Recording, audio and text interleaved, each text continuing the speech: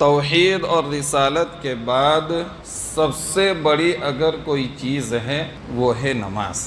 اللہ تعالی ہمیں نمازی بنا دے اور پانچوں وقت کی نماز اہتمام کے ساتھ ادا کرنے کی توفیق عطا فرمائے۔ ہمارا حال مختلف ہے، ہم نماز پڑھتے ہیں لیکن 8 کی کھاٹ کی اور 360 کی۔ یا تو جمعہ کی نماز میں آئیں گے، جمعہ ٹو جمعہ کی نماز پڑھ لی، پورے ہفتے کی نماز اس کے اندر میں آ گئی۔ تو بہت سارے حضرات ایسے ہو کہ وہ صرف جمعہ ٹو جمعہ مسجد کے اندر میں آئیں گے، نماز پڑھیں گے اور باقی 7 دن غائب۔ بہت سے حضرات ایسے ہیں کہ جو جمعہ ٹو جمعہ بھی نہیں آتے لیکن جنازے کی نماز کا بڑا اہتمام کرتے۔ حالانکہ جنازے کی نماز تو فرض کفایہ ہے، ایک انسان ادا کر لے گا سب کے اوپر سے فریضہ ساقط ہو جائے گا۔ یہ جنازے کی نماز کا حکم ہے کہ ایک انسان نے جنازے کی نماز پڑھ لی، اب دوسرے سارے حضرات کے اوپر سے اس کا فریضہ ساقط ہو گیا۔ اب اگر کوئی نہیں پڑھے گا تو کوئی گنہگار نہیں ہوگا، ایک آدمی نے پڑھ لی کافی ہے۔ اس کو کہا جاتا ہے فرض کفایہ۔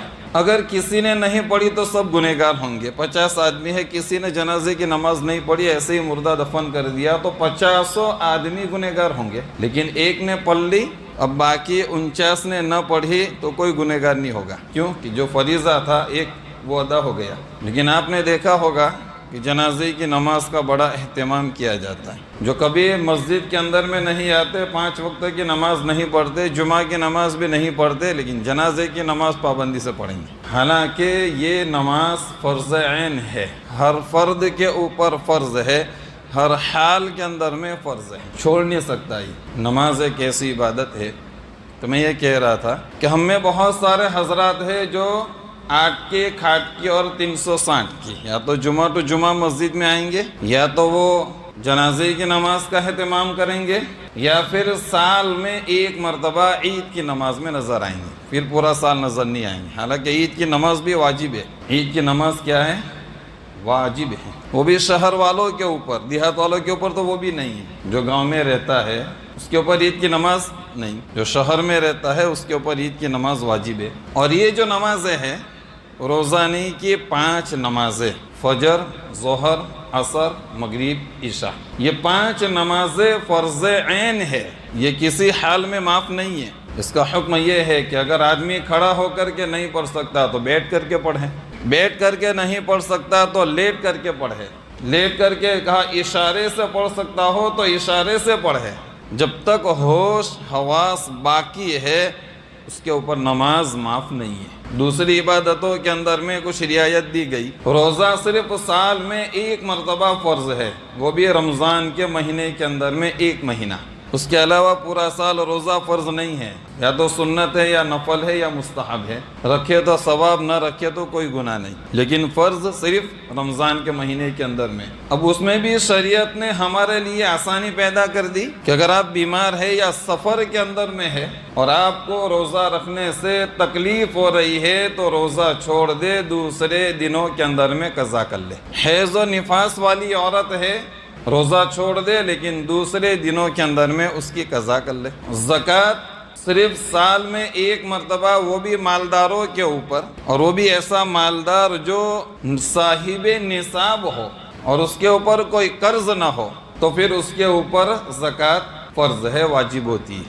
لیکن اگر آدمی غریب ہے تو غریب آدمی کے اوپر زکوٰۃ نہیں ہے۔ اسی طریقے سے حج ہے، سال میں نہیں، زندگی میں 1 مرتبہ فرض ہے حج، پوری زندگی میں 1 مرتبہ، 1 مرتبہ حج کر کے آ گیا، پوری زندگی مالدار ہے، حج نہ کرے تو اسے کوئی گناہ نہیں ہوگا، اس لیے کہ حج زندگی میں صرف 1 ہی مرتبہ فرض ہے، وہ فریضہ اس نے ادا کر لیا، اب اس کو ہر سال حج کرنے کی ضرورت نہیں ہے۔ کوئی کر رہا ہے تو اس کو ثواب ملے گا، لیکن اب اس کو گناہ نہیں ہوگا، کیوں کہ جو فریضہ تھا وہ ادا ہو گیا۔ اور وہ بھی کس کے اوپر ہے؟ جو مالدار ہو، اور مالدار بھی وہ جو وہاں کا بھی خرچہ اٹھا سکتا ہو، راستہ بھی صحیح ہو، اس کو ویزا بھی مل رہی ہو، تب جا کر کے اس کے اوپر حج فرض ہوتی ہے۔ لیکن نماز کے سلسلے میں یہ نہیں کہا۔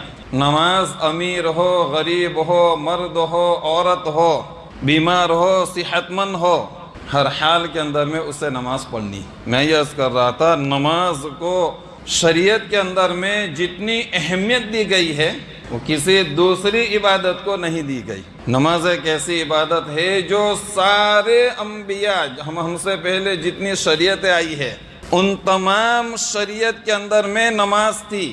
یہ اور ہے کہ پڑھنے کا طریقہ الگ ہو، ہم کچھ الگ طریقے سے پڑھ رہے، حضرت موسیٰ علیہ السلام کی شریعت میں کچھ الگ طریقہ ہو، حضرت زکریا کی شریعت میں کچھ الگ طریقہ ہو، حضرت یونس کی شریعت میں کچھ الگ طریقہ ہو، حضرت ابراہیم کی شریعت میں کچھ الگ طریقہ ہو، لیکن نماز سارے نبیوں نے پڑھی ہے۔ اس لیے تو حضرت موسیٰ علیہ السلام نے اللہ کے نبی صلی اللہ علیہ وسلم سے کہا تھا معراج کے سفر کے اندر میں، جب اللہ تبارک و تعالیٰ نے ہمارے نبی حضرت محمد مصطفیٰ صلی اللہ علیہ وسلم کو 50 نماز کا تحفہ دیا، یہ بھی ایک نماز کی شان تھی کہ سارے احکام اللہ تعالیٰ نے زمین کے اوپر نازل فرمائے۔ جتنے بھی احکام نازل ہوئے نا وہ کہاں پر نازل ہوئے؟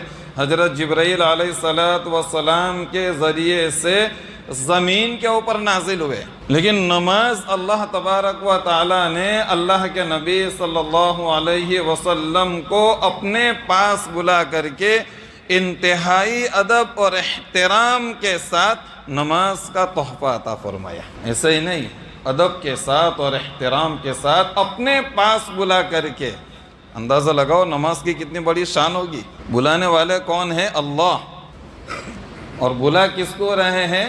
سرور کائنات، رحمت للعالمین، فخر موجودات، محمد مصطفیٰ احمد مجتبی صلی اللہ علیہ وسلم کو، سارے نبیوں کے سردار، اللہ کے بعد جس کا مقام اور مرتبہ سب سے بڑا، اپنے پاس بلا رہے ہیں اور انتہائی ادب کے ساتھ احترام کے ساتھ نماز کا تحفہ عطا فرما رہے ہیں۔ اندازہ لگاؤ نماز کتنی بڑی دولت ہوگی۔ تو سارے احکام زمین پر نازل ہوئے، نماز کی باری آئی تو اللہ نے عرش کے اوپر بلا کر کے نماز عطا فرمائی، اور جب نماز کو لے کر کے اللہ کے نبی صلی اللہ علیہ وسلم واپس آ رہے تھے تو موسیٰ علیہ السلام سے راستے میں ملاقات ہو گئی، پوچھا اللہ تعالیٰ کی طرف سے کیا دیا گیا؟ تو فرمایا 50 نمازیں دی گئی ہے۔ موسیٰ علیہ السلام نے کہا کم کرو، میری امت پر 3 نماز فرض تھی، وہ بھی صحیح طریقے سے نہیں پڑھ سکتے تھے، آپ کی امت تو آخر زمانے کی ہے، کمزور ہے،